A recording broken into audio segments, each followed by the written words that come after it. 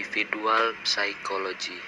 Menurut Adler, makhluk hidup adalah suatu kesatuan sosial yang tidak dapat dipisahkan. Mereka menghubungkan dirinya dengan orang lain di sekitar mereka dalam usaha kerjasama sosial, menempatkan kesejahteraan umum di atas keinginan diri sendiri, dan mendapatkan gaya hidup yang bersifat lebih kuasa dalam organisasi sosial. Adler memiliki sumbangan pemikiran yang besar, yaitu pertama, penekanan determinan sosial dari tingkah laku, yang kedua, konsep tentang mengkreatifkan diri, dan ketiga, penekanan pada ciri khas dari masing-masing kepribadian. Kepribadian menurut Adler. Yang pertama, rendah hati. Individu melihat bahwa banyak makhluk lain yang memiliki kemampuan meraih sesuatu yang tidak dapat dilakukannya. Perasaan rendah diri ini muncul ketika individu ingin menyaingi kekuatan dan kemampuan orang lain. Yang kedua, superior. Superior diartikan sebagai usaha untuk mencapai kekuatan diri. Dorongan untuk menjadi superior ini bersifat universal dan tidak mengenal batas waktu.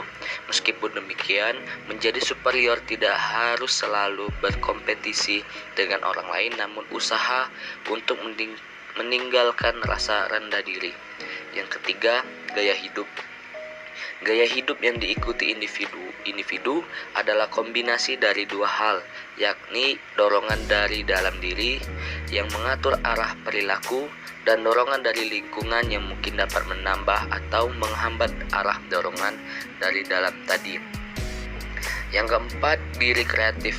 Diri yang kreatif adalah faktor yang sangat penting dalam kepribadian individu, sebab hal ini dipandang sebagai penggerak utama sebab pertama bagi semua tingkah laku. Yang kelima, diri yang sadar. Kesadaran menurut Adler adalah inti kepribadian individu. Meskipun tidak secara eksplisit, Adler mengatakan bahwa ia yakin akan kesadaran. Namun secara eksplisit terkandung dalam setiap karyanya, Adler merasa bahwa manusia menyadari segala hal yang dilakukannya setiap hari dan ia dapat menilainya sendiri. Yang keenam, tujuan semu. Masa lalu penting, namun yang lebih penting adalah masa depan, yaitu rencananya yang akan dilakukan individu. Tujuan akhir manusia tidak menunjukkan hasil yang nyata akan terwujud, melainkan hanya perangkat semu. Tujuan tersebut adalah semu karena dibuat amat ideal untuk diperjuangkan sehingga mungkin saja tidak dapat direalisasikan. Yang ketujuh, minat sosial. Manusia dilahirkan dikaruniai minat sosial yang bersifat universal. Kebutuhan ini terwujud dalam komunikasi dengan orang lain yang pada masa bayinya mulai berkembang melalui komunikasi anak dengan orang tua. Kemudian, struktur kepribadian menurut Adler. Yang pertama, striving for superiority. Adler menyebutkan ada 3 tahap dalam tujuan final manusia, yaitu menjadi agresi, menjadi berkuasa, dan menjadi superior. Yang puncaknya ada pada perjuangan menuju kesempurnaan. Superioritas bukan mengotakkan sosial, kepemimpinan, atau kedudukan yang tinggi dalam masyarakat, tetapi perjuangan ke arah kesempurnaan, dorongan kuat ke atas. Perjuangan ini merupakan kebutuhan yang ada dalam kehidupan sendiri dan menjadi akar dari semua pemecahan masalah hidup yang tampak dari cara kita memecahkan masalah.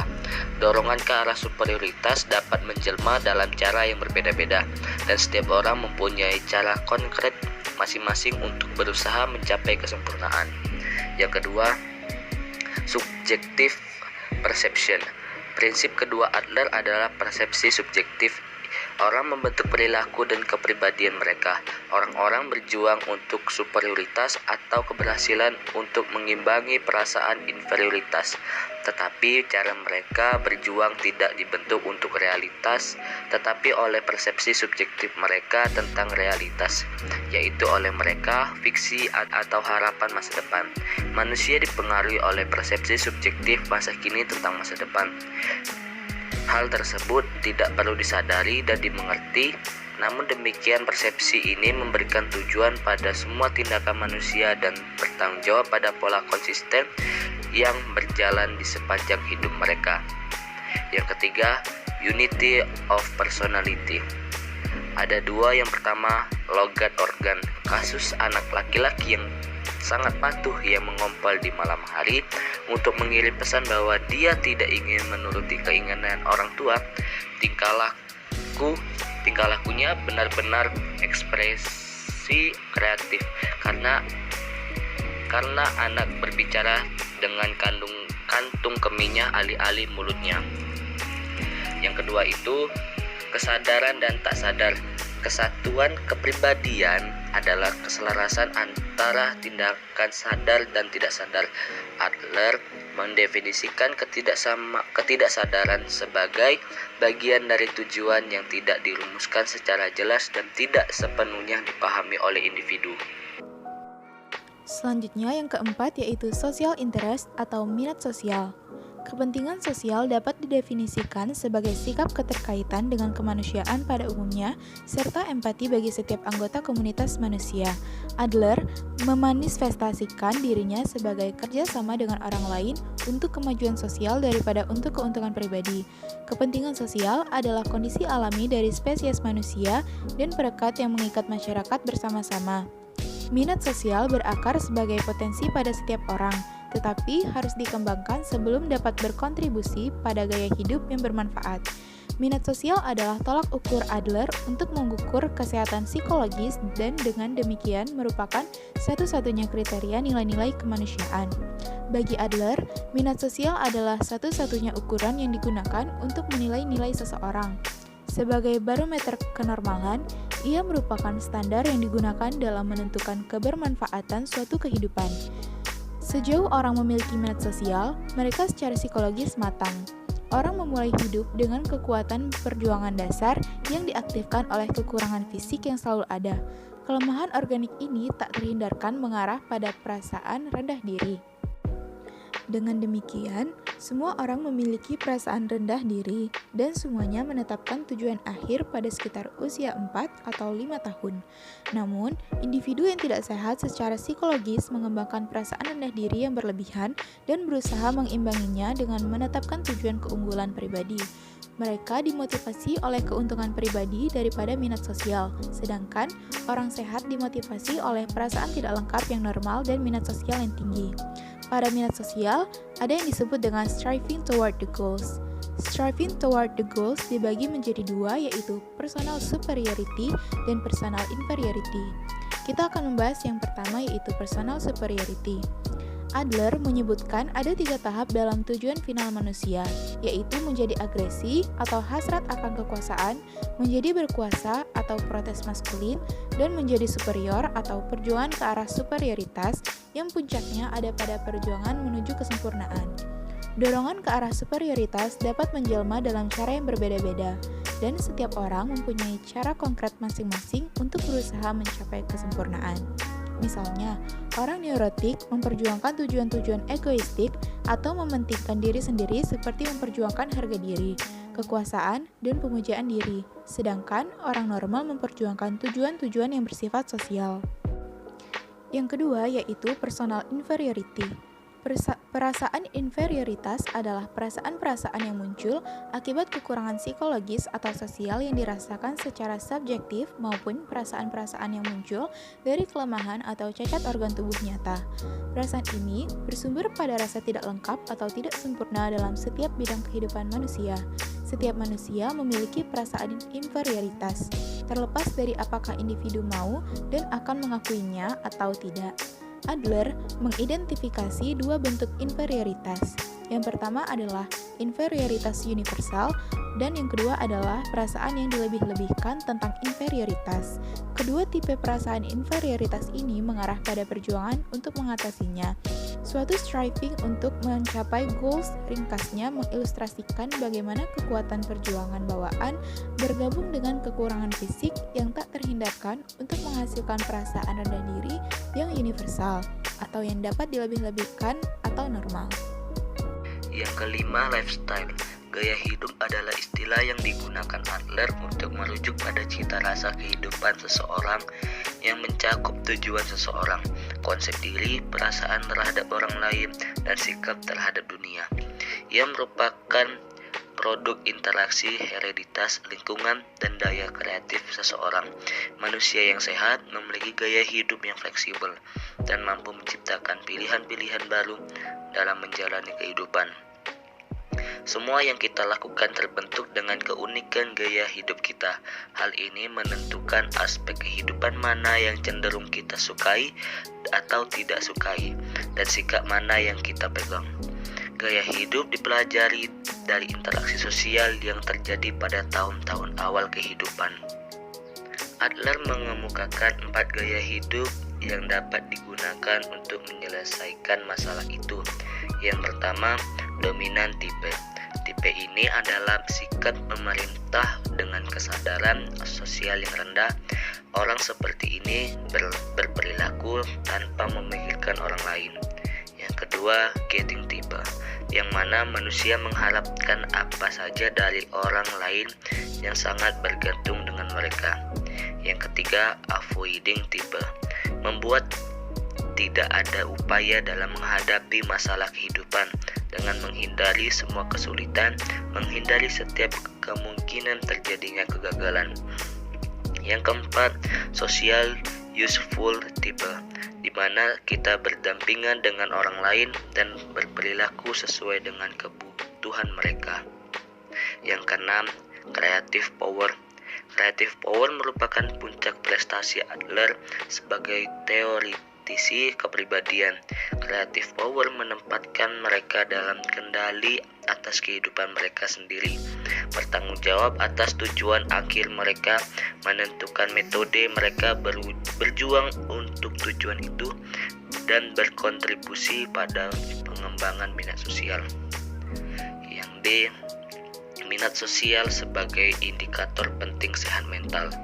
Adler berpendapat bahwa individu yang tidak sehat mental cenderung kurang mampu menyesuaikan diri, sehingga mengakibatkan minat sosial tidak berkembang.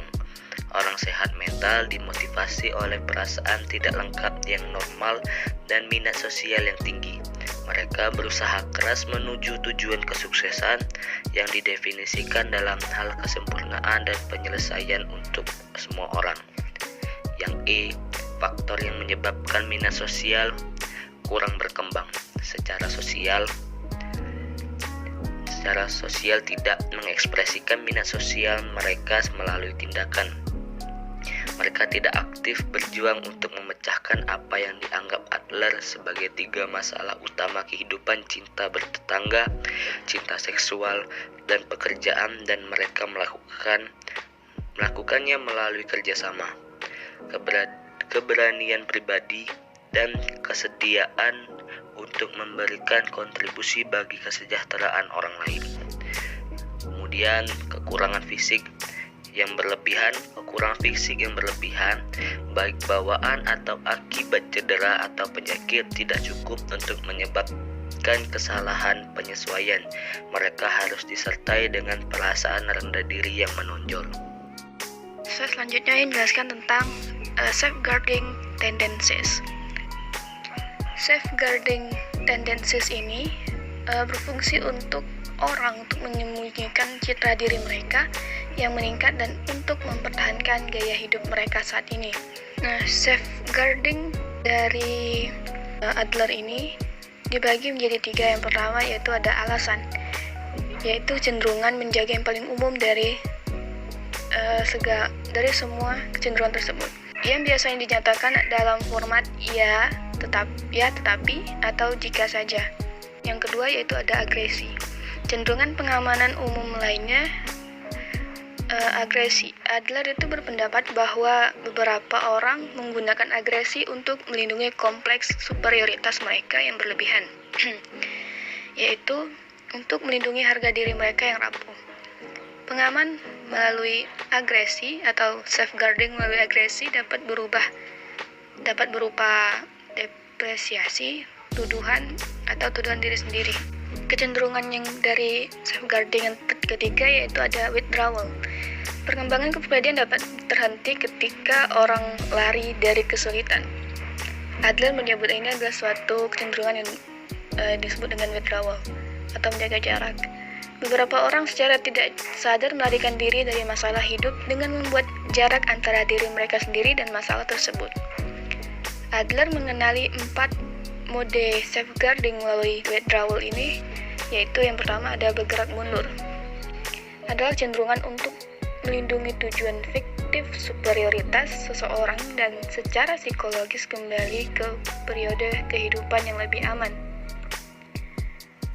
Kemudian, yang kedua, jarak psikologis juga dapat diciptakan oleh berdiam diri. Nah, konsep dari kecenderungan withdrawal berdiam diri ini mirip dengan gerak mundur tadi. Secara umum, mereka menghindari semua tanggung jawab dengan memastikan diri mereka sendiri terhadap ancaman kegagalan. Berhubungan erat dengan berdiri diam, yaitu adalah ragu-ragu. Adler percaya bahwa sebagian besar perilaku kompulsif adalah upaya untuk membuang waktu. Kecenderungan pengaman penarik withdrawal yang paling parah yaitu adalah membangun rintangan. Mereka melindungi harga diri dan prestise mereka jika mereka gagal melewati penghalang. Mereka selalu dapat menggunakan alasan mereka. Slide selanjutnya yaitu saya akan menjelaskan tentang the influence of birth order, atau bahasa Indonesianya yaitu pengaruh urutan kelahiran. Adler mengemukakan urutan kelahiran itu merupakan salah satu pengaruh sosial utama di masa kanak-kanak dan dari mana individu itu menciptakan gaya hidupnya. Adler juga mengemukakan kalau urutan kelahiran itu sangat berpengaruh pada minat sosial suatu individu. Meskipun saudara kandung itu memiliki orang tua yang sama, tempat tinggal yang sama, tapi pasti lingkungan sosial mereka tidak bisa identik. Contohnya, mungkin anak pertama yang sangat memiliki rasa memelihara dan melindungi orang lain. Terus anak kedua sangat kooperatif. Bungsu bisa jadi sangat ambisius, dan jika anak tunggal bisa jadi gaya hidupnya yang terlalu dimanjakan. Aplikasi ke teori Alfred Adler ini yang akan dibagi menjadi 4 bidang. Yang pertama ada keadaan keluarga. Dalam terapi, Adler hampir selalu menanyakan pasien tentang keadaan keluarga, terutama tentang konstelasi keluarga, yaitu urutan kelahiran. Selanjutnya adalah psikoterapi. Tujuan utama untuk psikoterapi untuk meningkatkan keberanian, mengurangi perasaan rendah diri, dan mendorong minat sosial. Tugas ini bagaimanapun tidak mudah karena pasien berjuang untuk mempertahankan pandangan mereka yang ada dan nyaman tentang diri mereka sendiri. Selanjutnya ada early recollection atau menggali masa lalu. Adler bersikeras bahwa ingatan awal selalu konsisten dengan gaya hidup orang-orang saat ini, dan bahwa catatan subjektif mereka tentang pengalaman ini menghasilkan petunjuk untuk memahami tujuan akhir mereka dan gaya hidup mereka saat ini. Yang terakhir adalah dari mimpi. Meskipun mimpi tidak bisa meramalkan masa depan, mereka dapat memberikan petunjuk untuk memecahkan masalah masa depan. Namun demikian, sudut mimpi seringkali tidak ingin menyelesaikan masalah dengan cara yang produktif. Meskipun Adler percaya bahwa dia dapat dengan mudah menafsirkan mimpi, ia berpendapat bahwa sebagian besar mimpi adalah penipuan diri sendiri dan tidak mudah dipahami oleh si pemimpi. Mimpi disamarkan untuk menipu si pemimpi, membuat interpretasi diri menjadi sulit. Semakin tujuan individu tidak sesuai dengan kenyataan, semakin besar kemungkinan mimpi orang tersebut akan digunakan untuk menipu dirinya sendiri.